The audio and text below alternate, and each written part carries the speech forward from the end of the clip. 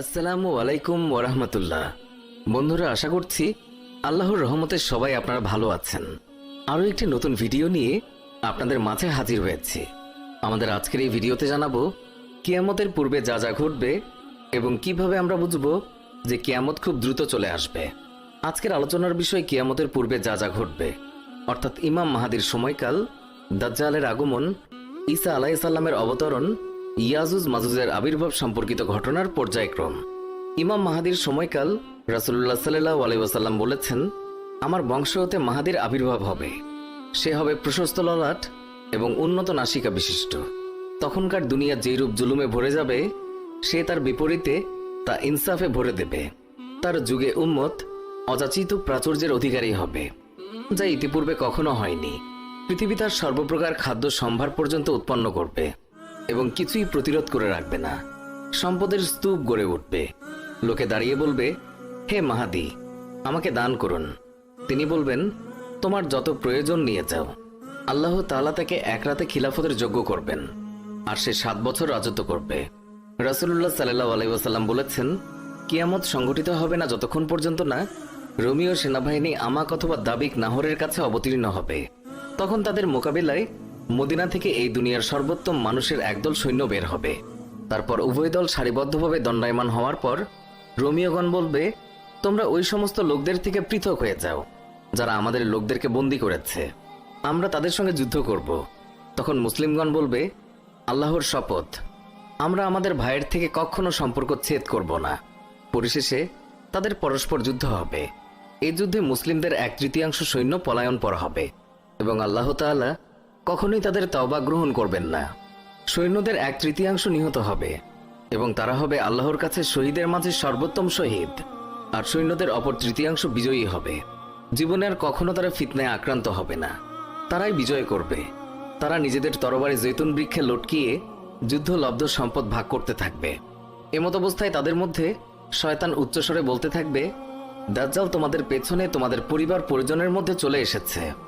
এই কথা শুনে মুসলিমরা সেখান থেকে বের হবে, অথচ এই ছিল মিথ্যা সংবাদ। তারা যখন সিরিয়া পৌঁছাবে তখন দাজ্জালের আগমন ঘটবে। উক্ত যুদ্ধ আসলে ইমাম মাহাদির নেতৃত্বেই হবে কিনা তা স্পষ্টভাবে হাদিসে বর্ণিত হয়নি। তবে ফিতনা সংক্রান্ত হাদিসসমূহ পর্যালোচনা করলে এটাই মনে হয় যে সেটা ইমাম মাহাদির সময়েই হবে, অর্থাৎ ইমাম মাহাদির নেতৃত্বেই হবে। আল্লাহ তাআলাই ভালো জানেন। দাজ্জালের আবির্ভাব, রাসূলুল্লাহ সাল্লাল্লাহু আলাইহি ওয়াসাল্লাম বলেছেন, নিশ্চয়ই দাজ্জাল সিরিয়া এবং ইরাকের খাল্লা নামক স্থান থেকে বের হবে। তারপর সে তার ডান এবং বামে সর্বত্র বিপর্যয় সৃষ্টি করবে। আল্লাহর বান্দাগণ, তোমরা দ্বীনের ওপর অবিচল থাকবে, কেননা আমি এখনই তোমাদের কাছে এমন সব নিকৃষ্ট অবস্থা বর্ণনা করব যা আমার পূর্বে বিশেষভাবে কোনো নবী তার উম্মতের কাছে বলেননি। সেই পৃথিবীতে 40 দিন পর্যন্ত অবস্থান করবে। এর প্রথম দিনটি 1 বছরের সমান, দ্বিতীয় দিনটি 1 মাসের সমান এবং তৃতীয় দিন 1 সপ্তাহের সমান হবে। অবশিষ্ট দিনগুলো তোমাদের দিনসমূহের মতোই হবে। সাহাবীগণ প্রশ্ন করলেন, হে আল্লাহর রাসূল, যে দিন 1 বছরের সমান হবে সেই দিন কি একদিনের সালাতে আমাদের জন্য যথেষ্ট হবে? উত্তরে তিনি বললেন, না, বরং তোমরা এই দিন হিসাব করে তোমাদের দিনের পরিমাণ নির্দিষ্ট করে নেবে। সে তার দাবির সূচনায় বলবে, আমি নবী, অথচ আমার পরে কোনো নবী নেই। অতঃপর সে দাবি করবে, আমি তোমাদের রব, অথচ মৃত্যু না হওয়া পর্যন্ত তোমরা তোমাদের প্রভুকে কখনোই দেখতে পাবে না। সে হবে অন্ধ, অথচ তোমাদের রব মোটেই অন্ধ নন। তার 2 চোখের মাঝখানে লেখা থাকবে কাফের। শিক্ষিত এবং অশিক্ষিত প্রত্যেক মুমিন ব্যক্তি এই লেখাটি পড়তে সক্ষম হবে। দাজ্জালের অনাসৃষ্টির মধ্যে একটি হচ্ছে তার সাথে জান্নাত এবং জাহান্নাম 2 থাকবে। তবে তার জাহান্নাম হবে জান্নাত এবং তার জান্নাত হবে জাহান্নাম। যে ব্যক্তি তার জাহান্নামের বিপদে পতিত হবে সে যেন আল্লাহর সাহায্য প্রার্থনা করে এবং সূরা কাহাফের প্রথমাংশ তিলাওয়াত করে, তাহলে সেই জাহান্নাম হবে তার জন্য শীতল এবং আরামদায়ক। ইব্রাহিম আলাইহিস সালামের বেলায় আগুন যেরূপ হয়েছিল। দাজ্জালের আরেকটি অনাসৃষ্টি হচ্ছে সে এক বেদুইনকে বলবে, আমি যদি তোমার পিতামাতাকে তোমার সামনে জীবিত করে তুলতে পারি তবে কি তুমি এই সাক্ষ্য দেবে না যে নিশ্চয়ই আমি তোমার রব? সে বলবে, হ্যাঁ, অবশ্যই। তখন দাজ্জালের নির্দেশে 2টি শয়তান তার পিতামাতার অবয়ব ধারণ করে হাজির হবে এবং বলবে, হে বৎস, তার আনুগত্য করো, তার অনুগত হও, সেই তোমার রব। দাজ্জালের আরো একটি অনাসৃষ্টি হচ্ছে সে জনৈক ব্যক্তিকে পরাভূত করে হত্যা করবে, অতঃপর করাত দিয়ে তাকে ফেরে 2 টুকরা করে ছুঁড়ে মারবে। অতঃপর সে বলবে, তোমরা আমার এই বান্দার দিকে লক্ষ্য করো, একে আমি এখনই জীবিত করব। এরপরেও কি কেউ এমন আছো বলবে যে আমি ব্যতীত তার অন্য রব আছে? এরপর আল্লাহ তাআলা সেই লোকটিকে জীবিত করবেন। তখন দাজ্জাল খবিশতাকে বলবে, তোমার রব কে? সে বলবে, আমার রব আল্লাহ রাব্বুল আলামিন। আর তুই তো আল্লাহর দুশমন, তুই তো দাজ্জাল। আল্লাহর শপথ, আজ আমি তোর সম্পর্কে প্রত্যক্ষভাবে বুঝতে পেরেছি যে তুই দাজ্জাল। দাজ্জালের আরেকটি অনাচার এই যে সে আসমানকে বৃষ্টি বর্ষাতে নির্দেশ দিলে তখন বৃষ্টি হবে, এবং জমিনকে ফসল উৎপাদনের নির্দেশ দিলে ফসল উৎপাদিত হবে। দাজ্জালের আরও একটি অনাচার হচ্ছে সে একটি জনপদ অতিক্রমকালে তারা তাকে মিথ্যেবাদী সাব্যস্ত করবে, ফলে তাদের গবাদি পশু সমূলে ধ্বংস হয়ে যাবে। দাজ্জালের আরও একটি অনাচার এই যে সে আরেকটি জনপদ অতিক্রমকালে তারা তাকে সত্য বলে মেনে নেবে। সে আসমানকে বৃষ্টি বর্ষণের নির্দেশ দিলে বৃষ্টি বর্ষিত হবে, অতঃপর সে জমিনকে শস্য উৎপাদনের নির্দেশ দিবে এবং শস্য উৎপাদিত হবে। জমিন পর্যাপ্ত ফসলাদি, ঘাসপাতা এবং তৃণলতা উৎপন্ন করবে। এমনকি তাদের গবাদি পশু সেদিন সন্ধ্যায় মোটা তাজা এবং উদর পূর্তি করে দুধের স্তন ফুলিয়ে ফিরে আসবে। অবস্থা এই হবে, সে গোটা দুনিয়া চষে বেড়াবে এবং তা তার পদানত হবে, মক্কা এবং মদিনা ব্যতীত। এই 2 শহরের প্রবেশদ্বারে উন্মুক্ত তরবারি সহ সশস্ত্র অবস্থায় ফেরেশতারা মোতায়েন থাকবেন। শেষে সে একটি ক্ষুদ্র লাল পাহাড়ের পাদদেশে অবতরণ করবে, যা হবে তৃণলতা শূন্য স্থানের শেষ ভাগ। এরপর মদিনা তার অধিবাসী সহ 3 বার প্রকম্পিত হবে। ফলে মুনাফিক নারী পুরুষ মদিনা থেকে বের হয়ে দাজ্জালের সাথে যোগ দেবে। এইভাবে মদিনা তার ভেতরকার নিকৃষ্ট ময়লা দূরীভূত করবে, যেমনভাবে হাঁপড় লোহার মরিচা দূর করে। সেই দিনের নাম হবে নাজাতের দিন। আবুল আকের কন্যা উম্মু শুরাইক রাদিয়াল্লাহু তাআলা বলেছেন, হে আল্লাহর রাসূল, আরবের লোকেরা তৎকালে কোথায় থাকবে? তিনি বলেছেন, তৎকালে তাদের সংখ্যা হবে খুবই নগণ্য। তাদের অধিকাংশ ঈমানদার বান্দা তখন বাইতুল মুকাদ্দাসে অবস্থান করবে। তাদের ঈমান হবেন একজন নিষ্ঠাবান সৎকর্মপরায়ণ ব্যক্তি। এখানে একটি কথা বলা প্রয়োজন, উক্ত ইমাম আসলে ইমাম মাহাদি কিনা তা স্পষ্ট নয়, তবে মনে করা হয় যে তিনি হয়তো ইমাম মাহাদি হবেন।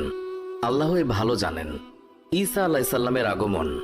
এমত অবস্থায় একদিন তাদের ইমাম তাদেরকে নিয়ে ফজরের নামাজ পড়বেন। এই সময় আল্লাহ রাব্বুল আলামিন ঈসা ইবনু মারিয়াম আলাইহিস সালামকে প্রেরণ করবেন। তিনি 2 ফেরেশতার কাঁধের উপরে ভর করে ওয়ার্স এবং জাফরান রঙের জোড়া কাপড় পরিহিত অবস্থায় দামেস্ক নগরীর পূর্ব দিকের উজ্জ্বল মিনারে অবতরণ করবেন।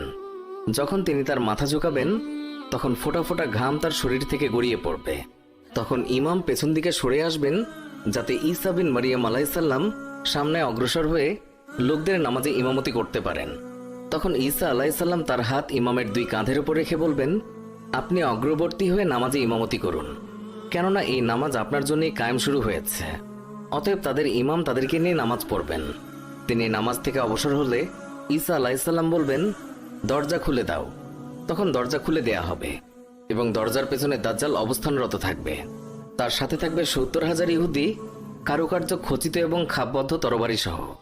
দাজ্জাল ঈসা আলাইহিস সালামকে দেখা মাত্র পানিতে লবণ বিগলিত হওয়ার ন্যায় বিগলিত হতে থাকবে এবং ভেগে পলায়ন করতে থাকবে।